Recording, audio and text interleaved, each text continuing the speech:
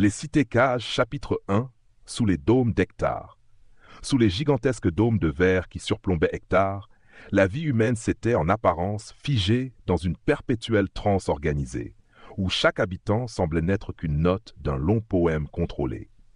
Le dôme, épais et curviligne, capturait et modifiait la lumière naturelle, ne laissant passer que des rayons aseptisés, débarrassés de toute chaleur solaire, de toute sensation de réel. À l'intérieur, l'architecture fonctionnelle et les néons uniformes enveloppaient chaque ruelle, chaque parcelle de vie d'une lumière grisâtre, artificielle, presque clinique. Les rues étaient larges et rectilignes, tracées pour des mouvements en ligne droite, sans place pour la spontanéité, les détours ou le moindre écart. Les habitants, eux, marchaient comme des ombres. Chacun est équipé d'un bracelet de contrôle.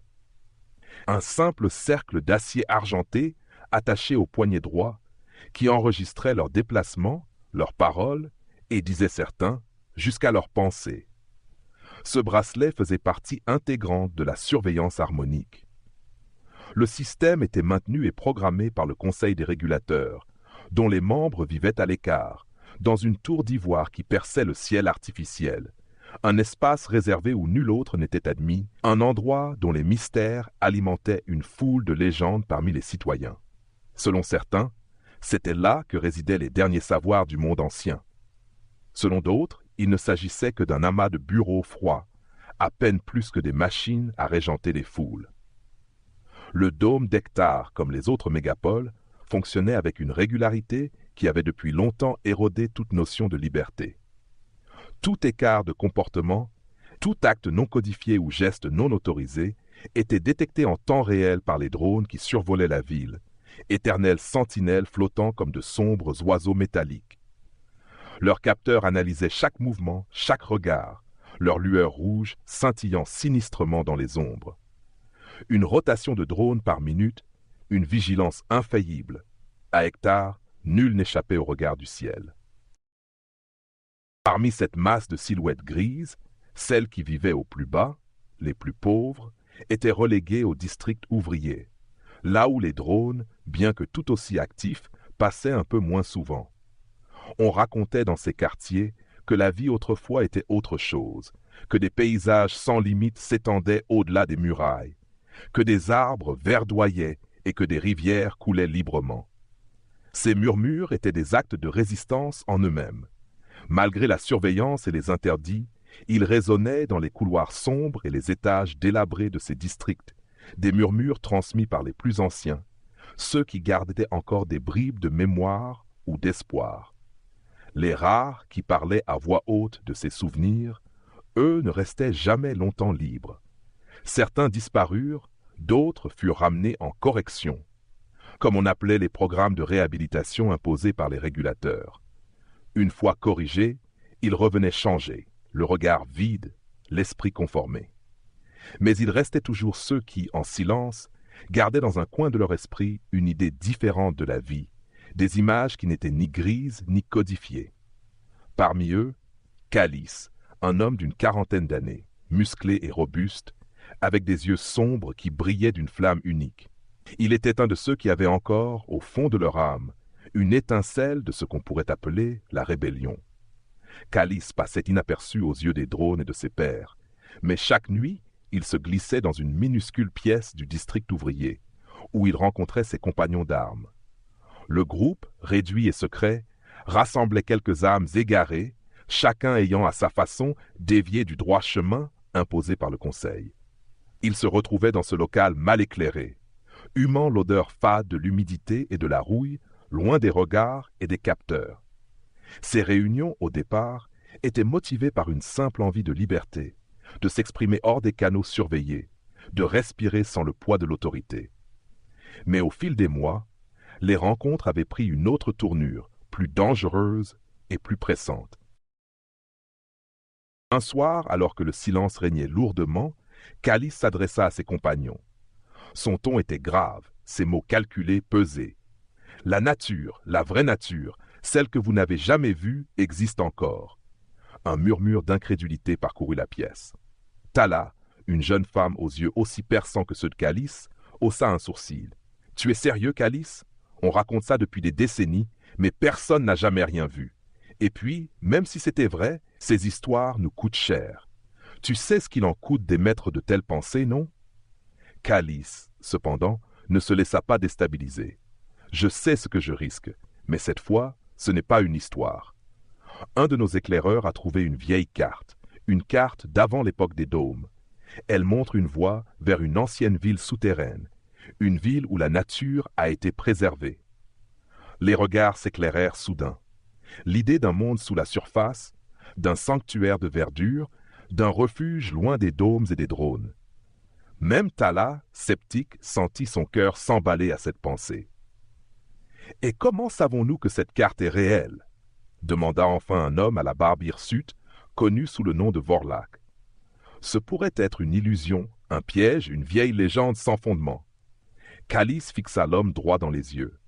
Nous ne le saurons pas tant que nous ne l'aurons pas vu de nos propres yeux. C'est un risque, oui, mais ce serait un acte courageux. Cela pourrait être la chance que nous attendions. Une vague d'espoir mêlée d'inquiétude emplit l'espace. Tala, la première, se leva et posa une main ferme sur l'épaule de Calice. « Très bien. Si tu penses que c'est possible, je te suivrai. Mais dis-nous, Calice, comment comptes-tu faire pour nous emmener là-bas sans alerter tous les drones de la ville ?»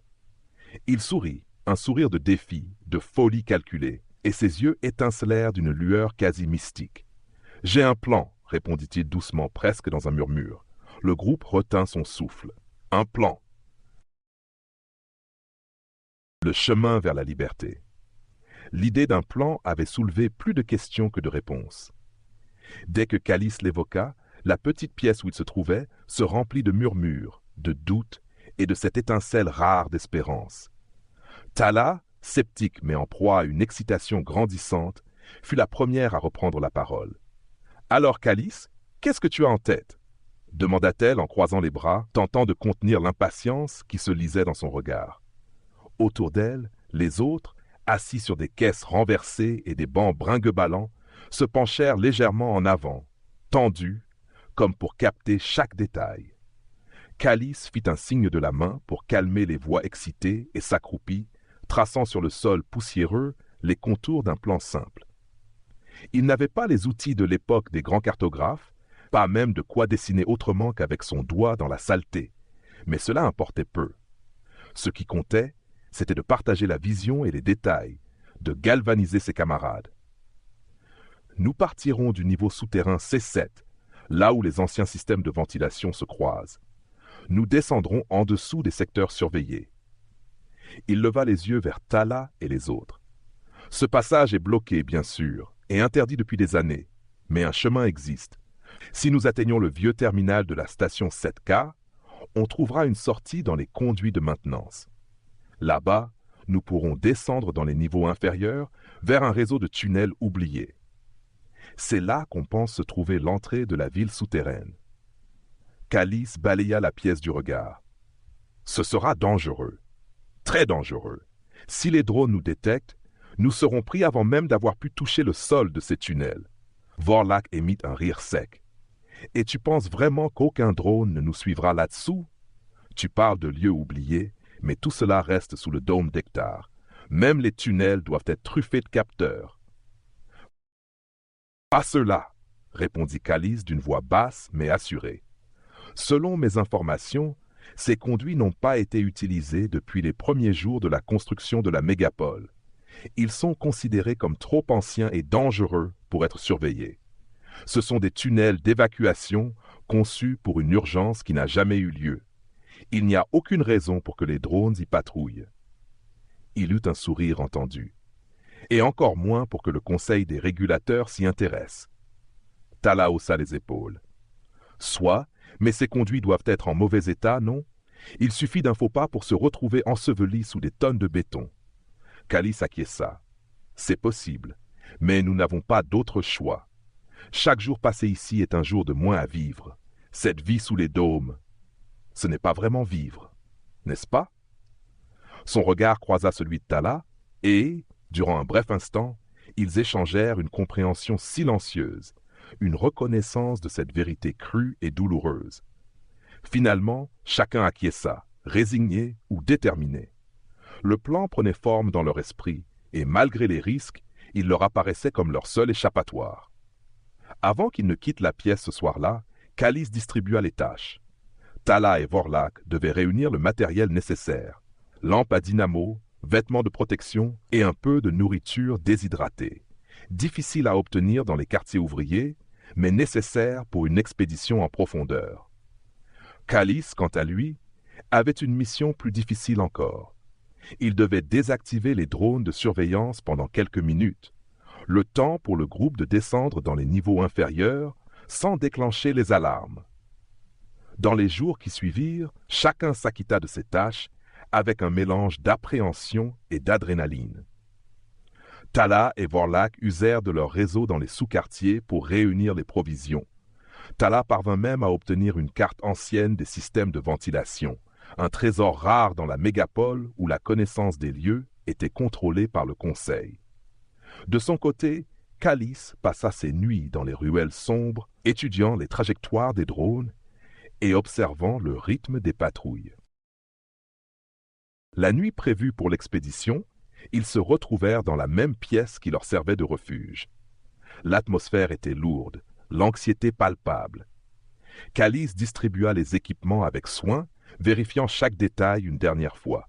« N'oubliez pas, murmura-t-il en regardant chaque membre du groupe dans les yeux, une fois que nous descendons, il n'y aura pas de retour en arrière. Nous devons aller jusqu'au bout. » Il inspira profondément, puis activa le brouilleur de signal artisanal qu'il avait bricolé.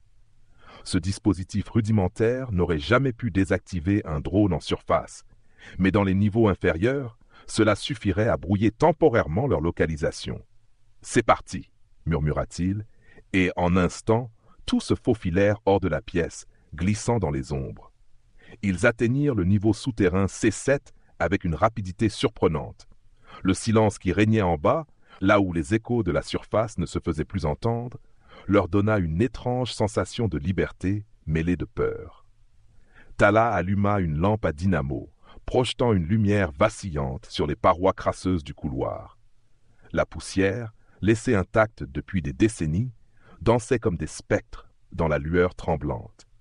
Ils s'engouffrèrent dans les conduits de maintenance, leurs pas résonnant légèrement dans les espaces métalliques. Le sentiment d'inconnu, de vertige, grandissait à mesure qu'ils s'enfonçaient dans les tunnels.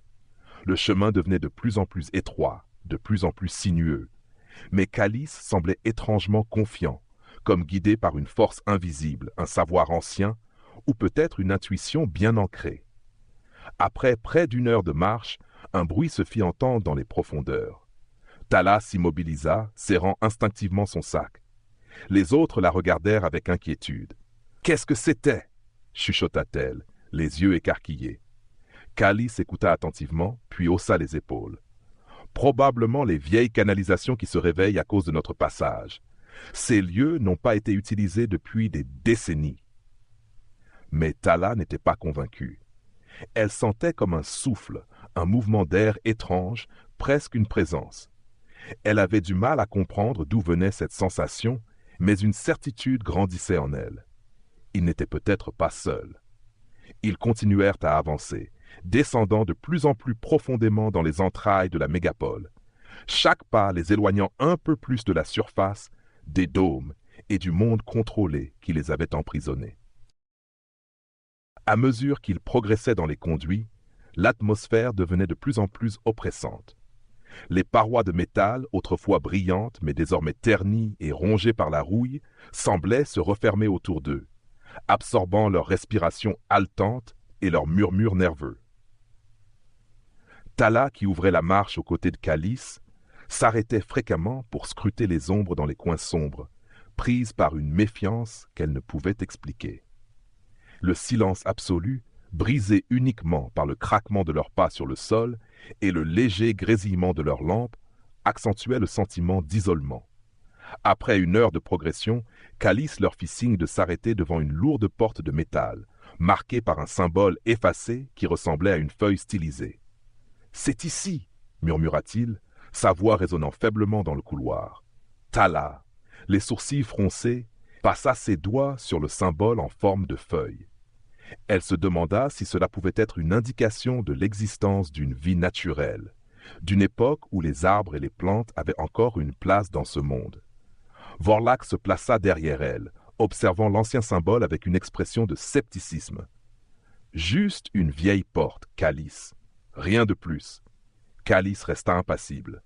Peut-être, mais nous n'avons pas parcouru tout ce chemin pour nous arrêter ici. Il glissa un pied de biche dans l'interstice de la porte et, avec l'aide de Vorlak, ils forcèrent lentement l'entrée. La porte s'ouvrit dans un grincement lugubre, dévoilant un vaste espace sombre, où l'air semblait étrangement plus lourd, chargé d'une odeur d'humidité, mêlée à une senteur plus douce et presque familière.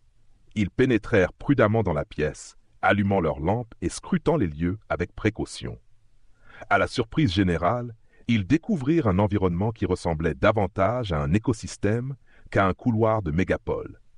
Des plantes grimpantes couvraient des portions des murs, et de petites flaques d'eau stagnantes parsemaient le sol, créant une atmosphère de clair-obscur qui les plongeait dans une ambiance étrangement vivante. Tala, abasourdie, s'approcha d'une feuille. Elle l'effleura du bout des doigts, comme si elle n'osait croire à la réalité de ce qu'elle voyait. Sourire triomphant aux lèvres. Ce ne sont que des fragments, mais c'est bien ça. Nous avons franchi une frontière invisible, un espace hors des dômes. Soudain, un bruit métallique retentit derrière eux. Vorlak se retourna brusquement, brandissant une barre de fer qu'il avait trouvée en chemin. On n'est pas seul. Tous se figèrent, le souffle court. Un cliquetis résonna dans l'obscurité, suivi d'un frottement léger, comme si quelque chose ou quelqu'un se déplaçait dans les profondeurs de cette étrange caverne. Calice leva une main pour faire signe aux autres de rester immobiles, concentrant son attention sur les ombres mouvantes. Une silhouette émergea des ténèbres. Un homme mince et voûté, vêtu de vêtements en lambeaux, les yeux perçants et le visage marqué par des années de vie loin de la lumière du jour. Ses cheveux blancs, en bataille, accentuaient son allure spectrale. Tala et les autres le fixaient, partagés entre la crainte et la fascination. « Qui êtes-vous » demanda l'inconnu, sa voix rauque, mais empreinte d'une étrange noblesse. « Des égarés des dômes, ou bien des chercheurs d'un autre monde ?» Calice s'avança doucement, tenant les mains levées en signe de paix. « Nous sommes en quête de quelque chose qui dépasse notre monde. Nous cherchons une vie autre que celle qu'on nous impose. » L'inconnu eut un sourire triste, révélant des dents jaunies par le temps. « Vous êtes comme les autres, alors. Ceux qui viennent et qui pensent pouvoir tout comprendre en un regard. Mais il y a plus ici que ce que vous pouvez imaginer. » Vorlak haussa un sourcil, méfiant. « Et vous, qui êtes-vous? Depuis combien de temps vivez-vous ici? » L'homme secoua la tête. « Les noms n'ont plus d'importance ici. Mais vous pouvez m'appeler Salvek. Je suis ici depuis toujours, semble-t-il. Je suis un des gardiens de ce sanctuaire. Et vous, vous êtes des étrangers, des intrus. Pourquoi devrais-je vous laisser continuer ?» Calice hésita, mesurant ses mots. « Nous ne voulons pas détruire cet endroit. Nous cherchons seulement un refuge, un lieu où la liberté est possible. Là-haut, nous ne sommes que des numéros, des esprits enfermés dans des cages invisibles. Mais ici, il balaya la salle du regard. Ici, il semble que le monde soit encore vivant. » Salvek les scruta, sondant leurs intentions. Après un long silence, il hocha lentement la tête. « Très bien. Vous pouvez rester pour l'instant, mais vous devrez faire vos preuves. Il y a des épreuves ici, des défis que seuls les dignes peuvent surmonter. Si vous échouez, vous ne sortirez jamais de ces tunnels. » L'avertissement fit frissonner le groupe, mais l'idée de reculer n'effleura l'esprit de personne. Tala échangea un regard avec Calice, un sourire timide aux lèvres. « Quoi qu'il en soit, nous avons fait tout ce chemin.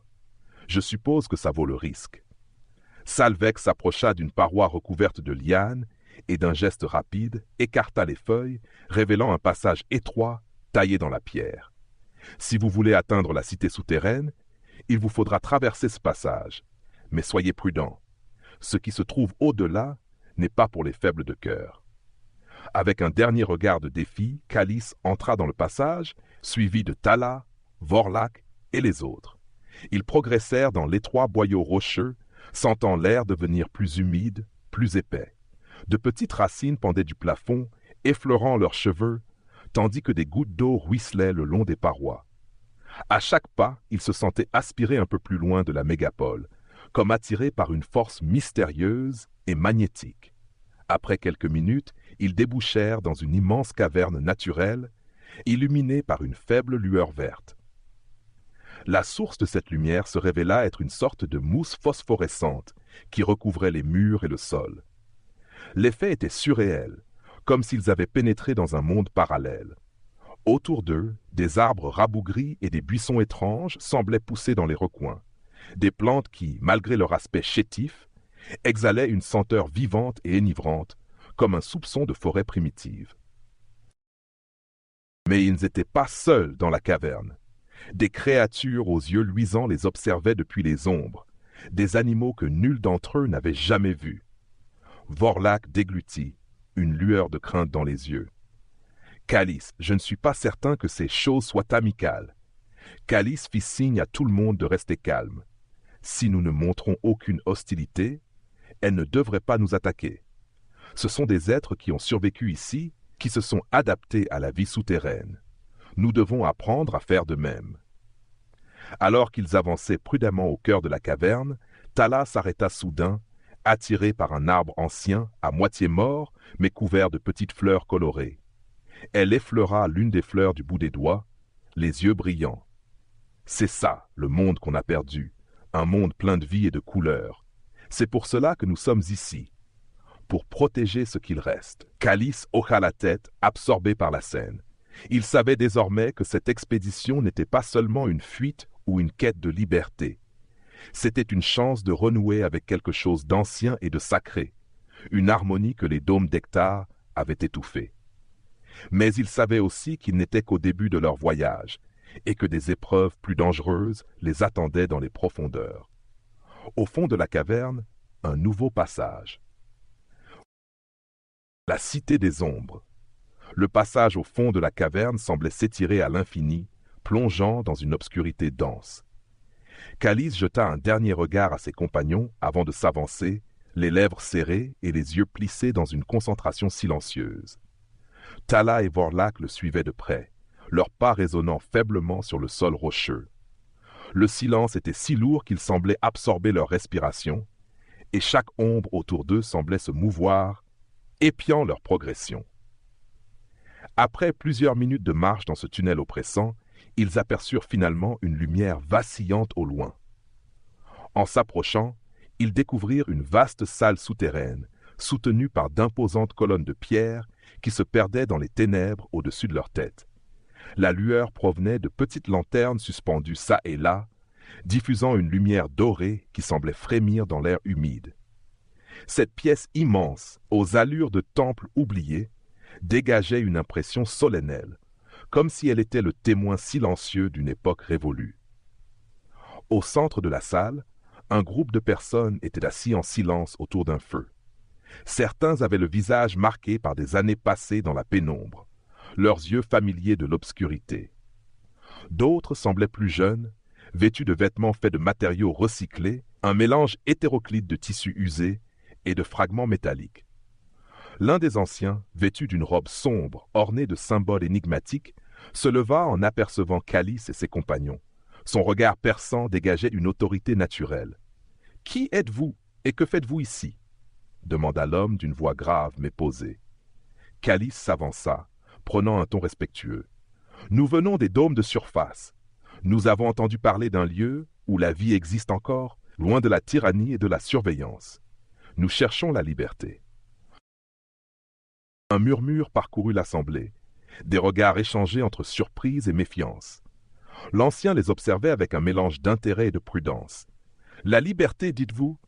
Ici, nous avons échappé à bien des choses, mais cette liberté que vous recherchez, elle a un prix. » Tala prit la parole, son regard franc fixant l'ancien. « Nous sommes prêts à payer ce prix. Nous avons fui la surface, abandonné ce que nous connaissions pour venir ici. Nos vies étaient des prisons. Dites-nous ce que nous devons faire pour rester. » L'homme hésita un instant, puis acquiesça lentement. « Très bien. Vous pouvez rester, mais vous devrez d'abord prouver que vous êtes digne de cette liberté. Ce lieu que nous appelons l'Arche est un sanctuaire pour ceux qui ont échappé à la surface. Mais nous ne pouvons pas permettre à n'importe qui d'y entrer.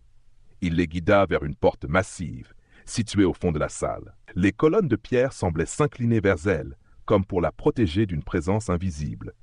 L'ancien appuya sur un levier et, lentement, la porte s'ouvrit, révélant une nouvelle série de couloirs obscurs. Pour accéder à la cité, vous devez traverser le labyrinthe. Il est rempli de pièges et de créatures qui ont évolué dans l'obscurité. Si vous en sortez vivant, alors vous serez des nôtres. Calice échangea un regard avec Tala et Vorlak. L'épreuve semblait redoutable, mais l'idée de reculer ne leur vint même pas à l'esprit. Ils s'avancèrent dans le labyrinthe, pénétrant dans une obscurité plus dense et plus oppressante que tout ce qu'ils avaient connu jusque-là. Le couloir semblait sans fin, une succession de tournants et de bifurcations qui s'enchaînaient dans un dédale incompréhensible. Tala, muni de sa lampe, avançait prudemment, scrutant chaque recoin, chaque angle sombre avec une tension palpable. Soudain, un bruit sourd retentit derrière eux, suivi d'un souffle rapide et sifflant. Vorlak se retourna brusquement, brandissant son arme de fortune. « Attention !» cria Calice, mais il était déjà trop tard.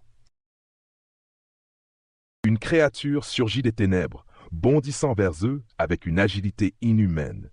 Sa silhouette était indistincte, floue dans l'ombre, mais ses yeux luisaient d'une lueur prédatrice. Vorlak recula précipitamment, levant son arme dans une tentative désespérée de se défendre. Calice, sans hésiter, attrapa une pierre au sol et la lança de toutes ses forces, distrayant la créature le temps d'une fraction de seconde.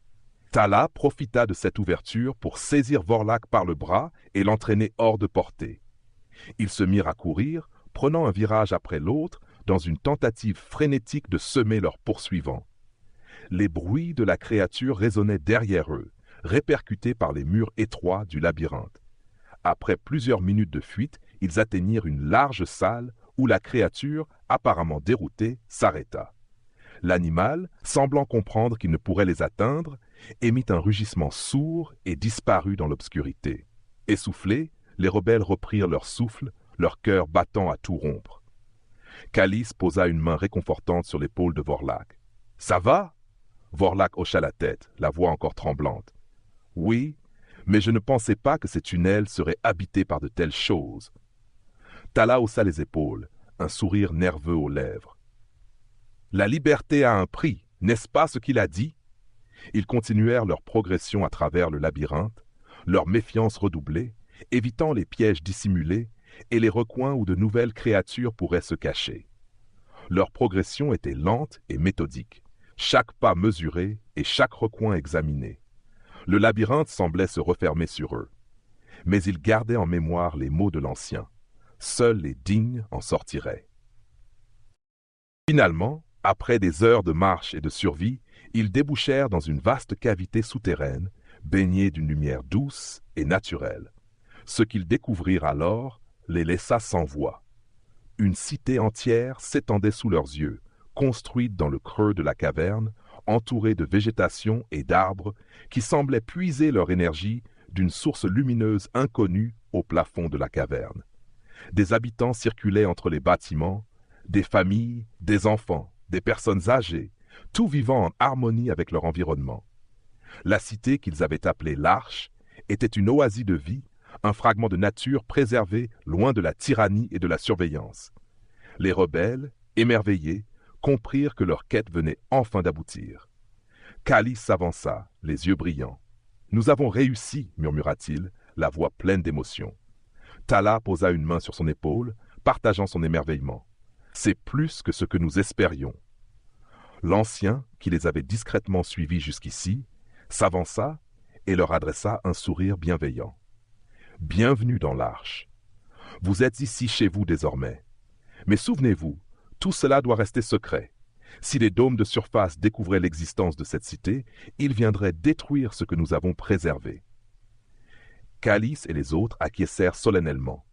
Ils avaient trouvé leur refuge, mais savaient que leur responsabilité ne faisait que commencer. Ils allaient devoir protéger ce havre de paix, et peut-être un jour ouvrir la voie à d'autres qui, comme eux, rêvaient d'un monde libre et vivant. Ainsi, au cœur des ténèbres, dans les profondeurs de la mégapole, Calice, Tala, Vorlak et les autres rebelles avaient trouvé bien plus que la liberté. Ils avaient découvert un nouveau monde, un monde qu'ils allaient défendre, pour eux-mêmes et pour les générations à venir. L'Alliance de l'Arche. Installés depuis quelques jours dans l'Arche, Calice et les autres rebelles s'émerveillaient encore de ce qui les entourait.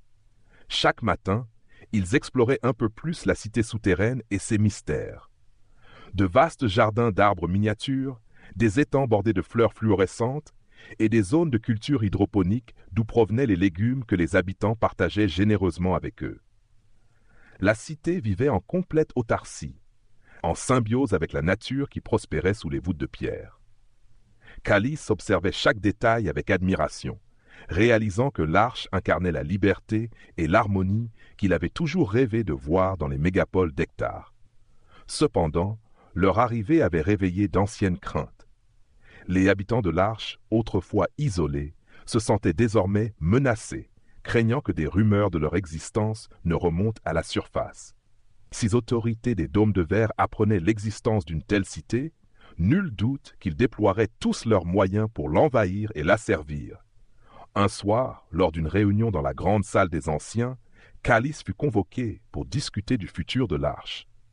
Les anciens, un conseil de sages veillant à l'organisation de la cité, le regardaient avec bienveillance, mais aussi avec une prudence marquée.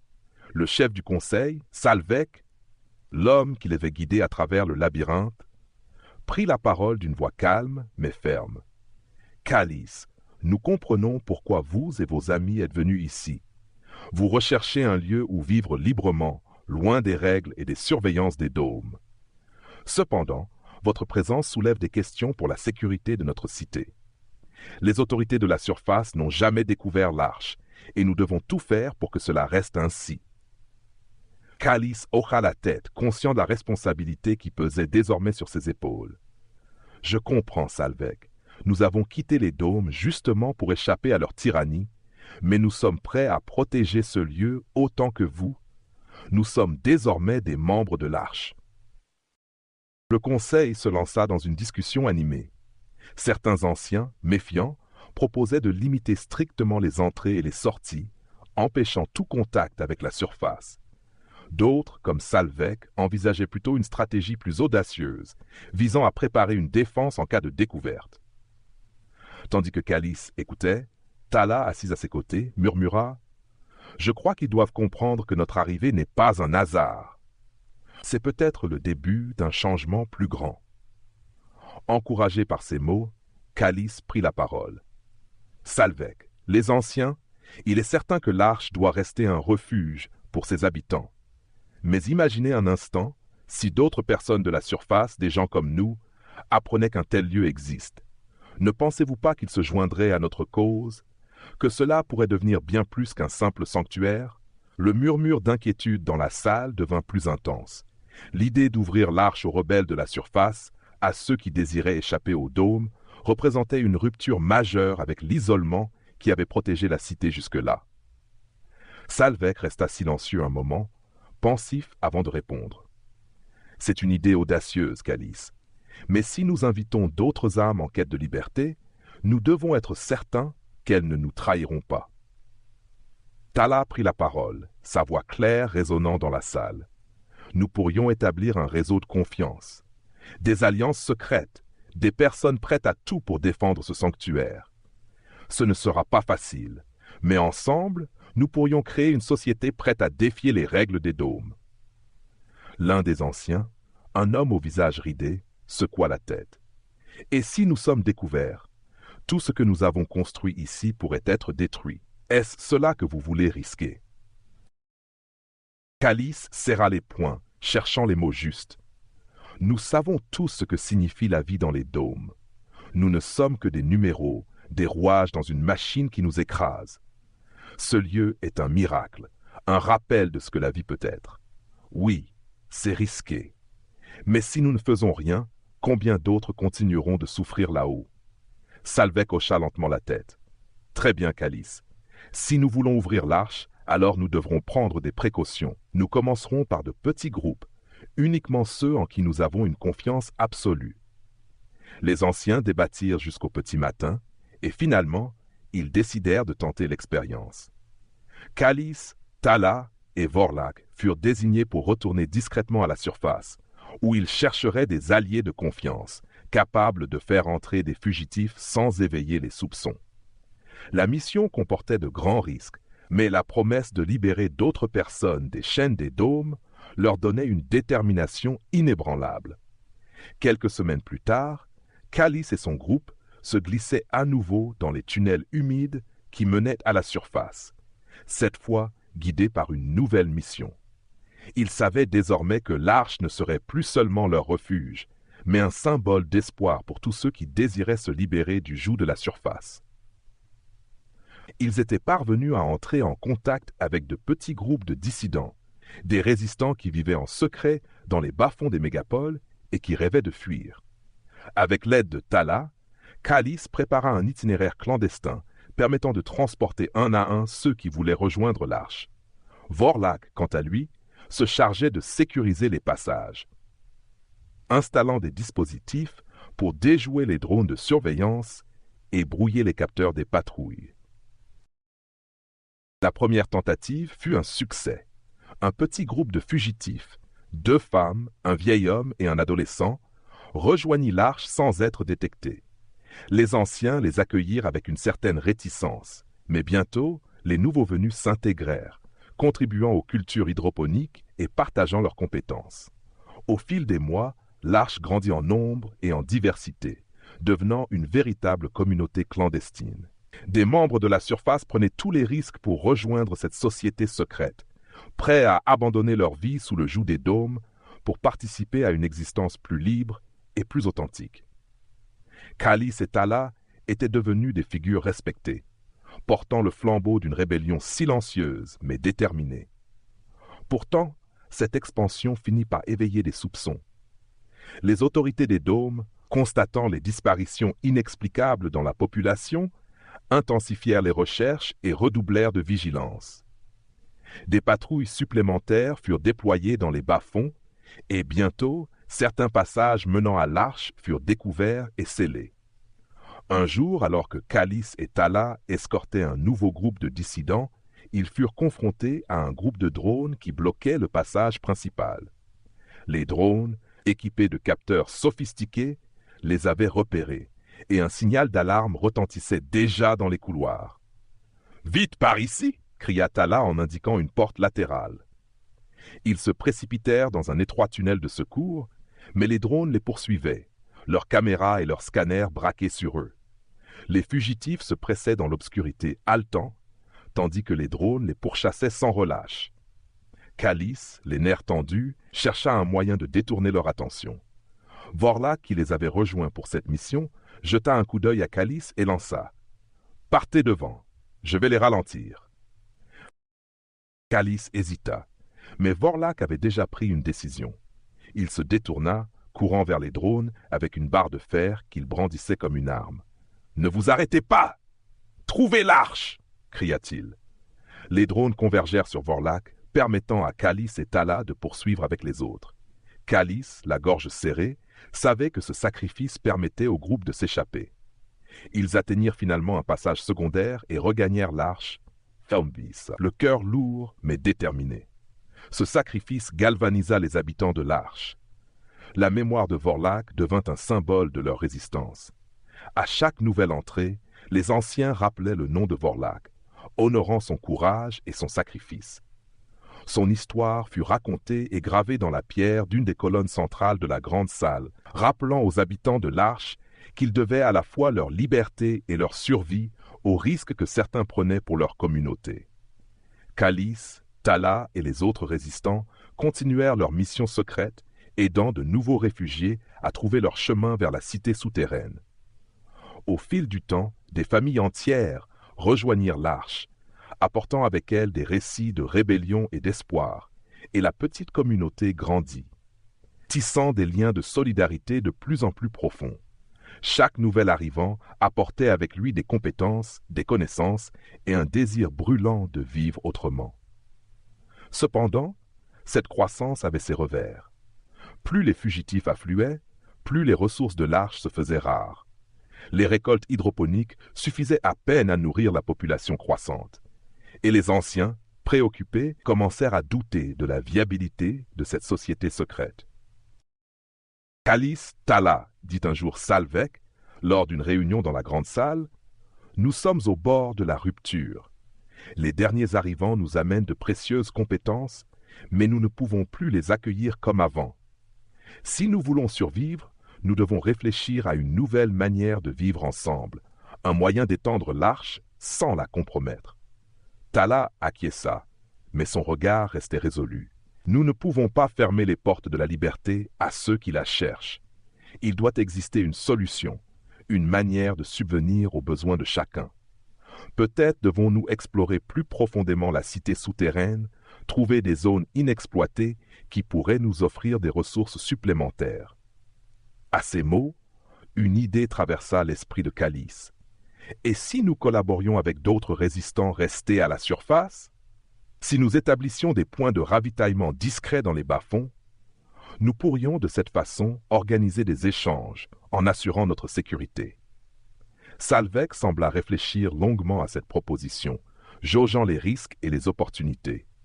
Après un moment de silence, il répondit « C'est risqué, mais cela pourrait fonctionner. Nous devrons compter sur des alliés discrets et fiables. Mais si nous réussissons, cela pourrait transformer l'arche en un véritable réseau souterrain et non plus seulement en un refuge isolé. » Dans les mois qui suivirent, Calice, Tala et quelques autres volontaires formèrent des alliances avec des groupes dissidents des bas-fonds des mégapoles. Grâce à des signaux codés et des passages secrets, ils mirent en place un réseau de ravitaillement et d'information qui connectait l'arche à des sympathisants prêts à aider en secret.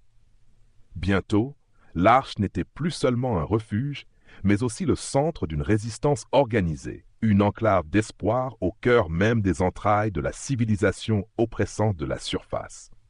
Grâce à ce réseau, les habitants de l'arche pouvaient s'approvisionner en équipements médicaux, en outils et même en livres et documents qu'ils stockaient dans une vaste bibliothèque souterraine. Ce lieu, surnommé le sanctuaire des savoirs, devint un lieu de rassemblement et d'éducation où les anciens transmettaient leurs connaissances aux plus jeunes. L'arche évoluait et malgré les défis, elle prospérait. Cependant, avec cette expansion, la menace d'être découvert grandissait aussi. Un jour, un message urgent arriva. L'un des points de ravitaillement avait été compromis et les autorités soupçonnaient l'existence d'un réseau clandestin dans les sous-sols. Calice sentit l'étau se resserrer autour d'eux et il convoqua une réunion d'urgence avec les autres leaders de la communauté. « Nous devons rester prudents, mais aussi vigilants, » déclara Calice, les traits marqués par la fatigue et la tension.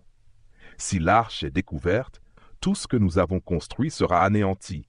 Nous devons déplacer certains de nos points de ravitaillement et renforcer les défenses des tunnels d'accès. » Tala, toujours à ses côtés, ajouta « Nous savions que ce chemin était dangereux, mais nous avons tous fait le choix de rester ici. La liberté est un risque, mais elle vaut chaque sacrifice. » Les autres acquiescèrent, partageant ce sentiment d'unité et de détermination qui les avait unis. Avec l'aide des ingénieurs et des bâtisseurs de la cité, ils renforcèrent les protections de l'arche et développèrent de nouvelles stratégies pour brouiller les pistes, utilisant des illusions optiques et des dispositifs pour dérouter les drones et les gardes. Les semaines passèrent sans nouvelles menaces et les habitants de l'arche reprirent leurs activités normales. Pourtant, une tension silencieuse persistait, un sentiment d'urgence à peine dissimulé qui les poussait à redoubler de vigilance. Ils savaient qu'ils marchaient sur une corde raide, mais ils s'étaient engagés dans cette voie en toute conscience, prêts à défendre leur havre de liberté coûte que coûte. Un matin, alors que Calice observait la communauté au travail, il réalisa à quel point l'arche était devenue bien plus qu'un simple refuge. Elle incarnait désormais un idéal, un modèle de résistance et de solidarité qui défiait tout ce qu'il avait connu à la surface. Et au fond de lui, il savait que malgré tous les risques, ils avaient trouvé ici une vie bien plus précieuse que celle qu'ils avaient laissée derrière eux. En ce lieu souterrain, loin de la surveillance et de la tyrannie des dômes, L'Arche continuait de croître et de prospérer, bâtissant une société où chaque individu avait sa place, où les décisions étaient prises en commun et où la nature retrouvait lentement sa place. Au sein de cette cité, Calice, Tala et les autres avaient découvert un nouveau sens à leur existence, une raison de se battre et une liberté que rien ni personne ne pourrait leur retirer. Ainsi, l'Arche resta à jamais gravée dans les mémoires comme un symbole de résistance et de vie, le dernier bastion de l'espoir pour ceux qui, dans les entrailles de la